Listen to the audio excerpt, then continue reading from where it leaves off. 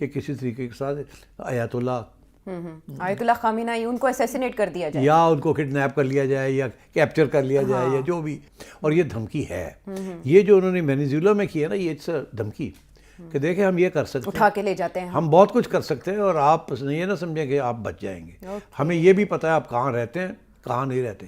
اب سب سے زیادہ خطرہ جو ہے وہ کیوبا کو نہیں ہے, گرین لینڈ کو ہے. بیکاز گرین لینڈ بھی یہ امریکہ جو ہے نا وہ تکلیف ہو رہی ہے اس کو, اور وہ تو ایک جھٹکے میں they can take over Greenland لینڈ. ایویں نہیں ڈونلڈ ٹرمپ پہلے دن سے یہ کہہ رہا, ایویں نہیں کہہ رہا تھا. آپ دیکھیے اس نے ہر بات جو کہی تھی اس کو یہ کسی نہ کسی طریقے سے کمپلیٹ کر رہا ہے. پہلے اس نے یہ کہا تھا کہ نیٹو جو ہے نا اور یورپین یونین جو ہے یہ اپنا خرچے اٹھائے, ہم نہیں کریں گے. ایونچولی لڑ جھگڑ کے وہیں آ گئے نا سارے. ٹھیک, اسی طریقے کے ساتھ وہ پہلے دن سے کہہ رہا ہے گرین لینڈ میں خرید لیتا ہوں, نہیں تو میں لے لوں گا. ٹھیک, تو آپ وہ دیکھیے میں سمجھتا ہوں گرین لینڈ کی باری آ رہی ہے. اور پور وہ جو وہاں کے جو ناروے ڈنمارک جو ملک ہیں وہاں کے بیچارے کیا کریں گے, اور یورپینس کچھ بھی نہیں کر سکتے.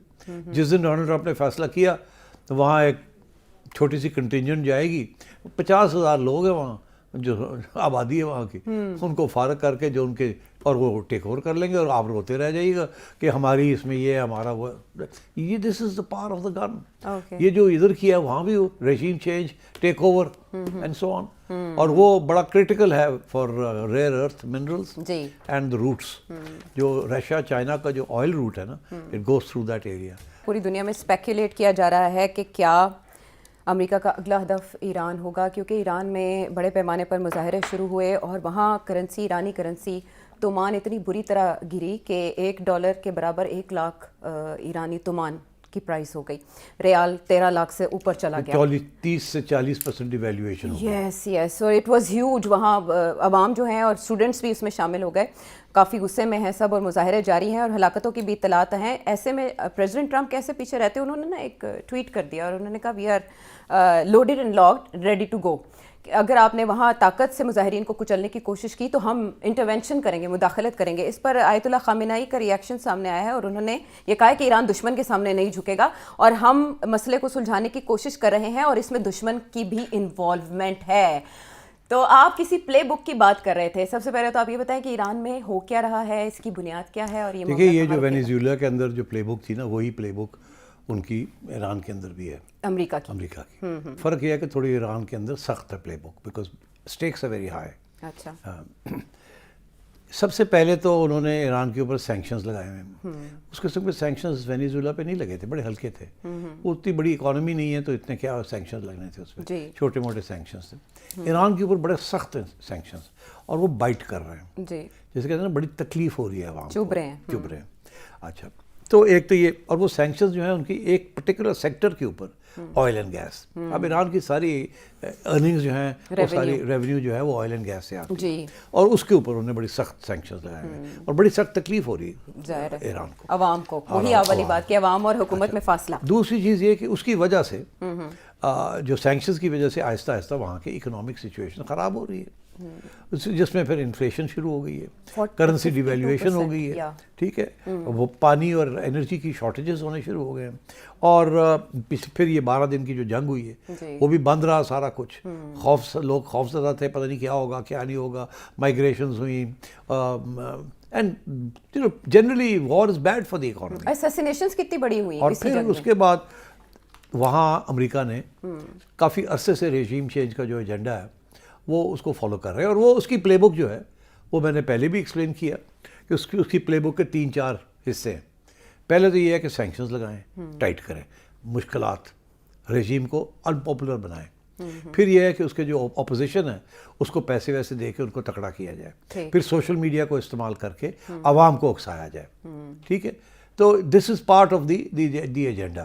اور پھر یہ بھی ساتھ ساتھ کوشش کی جائے کہ کسی طریقے کے ساتھ کوئی کو ہو سکے تو کو بھی کروا دیتے ہیں, اور یہ باقی کامیاب نہ ہو تو وہ فوج کے اندر بھی کام کریں اور کو ٹرائی کریں. ٹھیک ہے, اب وینیزویلا کے اندر کو کی ضرورت نہیں پڑی, وہ ہو ہی گیا, وہ ایک قسم کا کوئی ہو گیا نا, ڈائریکٹ نہیں ہوا, انڈائریکٹ ہو گیا. ایران کے اندر یہ پاسبل نہیں ہے کو کرنا, بیکاز وہ ریولیوشنری گارڈز پاسداران انقلاب کی وجہ سے, وہ اس کی وجہ سے کو نہیں ہو سکتا. وہ آئیڈیولوجیکل رجیم, وہاں کو ہونا بڑا مشکل ہے. مگر وہاں عوام خوش نہیں ہے اس رجیم کے ساتھ. ٹھیک, صرف جب جنگ ہوئی نا تو اس وقت ساری عوام جو تھی وہ رژیم کے پیچھے کھڑی ہوگی، بیکاز اینٹی امریکنزم بہت سینٹیمنٹ بہت ہے، سینٹیمنٹ بالکل. اور امریکہ کی سامراج جو ہے وہ سب کچھ پہچانتے ہیں. ان کو پتہ یہ نہ ہو کہ جیسے نکل کے ہم امریکہ کے پٹھو بن جائیں یا پپٹ رجیم ہو جائے اور پھر وہ شاہ و ایران والے زمانے آ جائیں. جو people don't want that sort of situation. تو اب یہ ہے کہ ان کی کوشش یہ ہے کہ وہاں رژیم چینج ہو جائے. اس کے لیے پہلے انہوں نے وار بھی کیا کہ لوگ کھڑے ہو جائیں گے رژیم کے خلاف. لوگ نہیں کھڑے ہوئے، لوگ رژیم کے پیچھے کھڑے ہو گئے. اچھا اب پھر لوگ جب وہ ختم ہوئی تھریٹ تو لوگ جو ہیں اپنے اپنے جو گریوینسز ہیں اس رژیم کے خلاف وہ پھر انہوں نے کھڑے کر دیے. اور اس سلسلے میں اب انہوں نے پیسے ویسے دے کے اور جو ایک سینٹیمنٹ ہے ہاسٹائل اس کو انہوں نے اکسایا ہے. اسی وجہ سے کہیں کہیں کوئی 16-17 شہروں کے اندر چھوٹے چھوٹے ڈیمونسٹریشن مظاہرے ہوئے اور ان کو انہوں نے کچلا. جب یہ کچلتے ہیں تو ظاہر ہے لوگ مارے جاتے ہیں اور لوگ بھی مارے گئے ہیں. اب امریکہ نے اس چیز کو جو یہ چاہتے تھے کہ ایسے ہو تو اس کو اب یہ لے کے بیٹھے ہوئے ہیں کہ آپ نے ہیومن رائٹس وائلیشن کی ہے، آپ لوگوں کو مار رہے ہیں، ہم انٹرونشن کریں گے. اب یہ بوٹس آن گراؤنڈ تو کر نہیں سکتے. یہ کس قسم کی انٹرونشن کریں گے؟ دیکھیے انہوں نے پہلے بھی کوشش کی تھی کہ کسی طریقے کے ساتھ آیت اللہ خامنہ ان کو اسیسینیٹ کر دیا جائے یا ان کو کڈنیپ کر لیا جائے یا کیپچر کر لیا جائے یا جو بھی، تو پھر وہ نہیں ہوا. یاد ہے آپ کو یہ بالکل بات چلی. پریزیڈنٹ ٹرمپ نے اپنے خطاب میں بولا تھا، کہا تھا کہ ہمیں پتہ ہے وہ کہاں پر ہیں لیکن ہم ابھی اس طرف نہیں جا رہے. اچھا اب میں سمجھتا ہوں کہ they will also go in that direction if necessary. اور یہ دھمکی ہے، یہ جو انہوں نے وینیزویلا میں کیا نا، یہ اٹس دھمکی کہ دیکھیں ہم یہ کر سکتے ہیں، اٹھا کے لے جاتے ہیں، ہم بہت کچھ کر سکتے ہیں اور آپ یہ نہ سمجھیں کہ آپ بچ جائیں گے. ہمیں یہ بھی پتہ ہے آپ کہاں رہتے ہیں کہاں نہیں رہتے.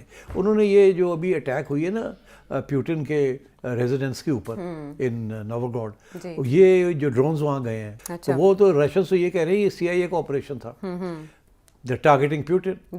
تو یہ ایک اشارہ بھی ہے ٹو ادر پریزیڈنٹس کہ we can even do this. تو آپ یہ نہ سمجھیں کہ یو آر سیف. اور جو اسرائیل نے اٹیک کیا آن دا نیگوشیٹرز، جو اٹیک دوحہ میں ہوئی، تو وہ یہی تھا نا کہ دے نیو ایگزیکٹلی کہاں کون ہے اور وہاں انہوں نے اپنی میسائلز ماری. تو یہ انٹیلیجنس ہے اب ان کے پاس، دے کین ٹریک لیڈرز کہ وہ کہاں ہیں کہاں نہیں ہیں. تو یہ تو اسیسینیشن کی تھریٹ از ویری ریئل. تو اب انہوں نے یہ ایک اشارہ ادھر کیا پیوٹن کی طرف اور یوکرینینز کے اوپر ڈال دیا. Actually it's a CIA operation. اور ادھر بھی سارا CIA نے گراؤنڈ تیار کی تھی اور سارا یہ کچھ جو ہوا ہے سافٹ کو جسے میں کہتا ہوں یہ CIA نے کروایا. اب یہ ایران کے اندر بھی they are trying to create similar conditions. اور اسی لیے ایران کے پریزیڈنٹ نے کہا ہمیں پتہ ہے کون سے پروٹیسٹ جینیون ہے اور کون سے پروٹیسٹ کو پیسہ دیا جا رہا ہے یہ کیا جائے. آپ کو یاد ہوگا کہ یاد نہیں ہے تو تاریخ میں ہماری اپنی تاریخ کا یہ حصہ ہے کہ بھٹو ذوالفقار علی بھٹو کے خلاف جو موومنٹ چلی تھی it was funded by the Americans 1977 میں. جو موومنٹ جو چلی تھی was funded by the Americans. اب تو جن لوگوں نے فنڈز ریسیو کیے تھے انکلوڈنگ اس وقت کی کچھ سیاسی جماعتیں، دے ایڈمٹ کہ ہاں that was the agenda because Bhutto کھڑا ہو گیا تھا نیوکلیئر پروگرام لے کے تو انہوں نے ختم کرنا تھا اس کو. And so they got rid of Zulfikar Ali Bhutto.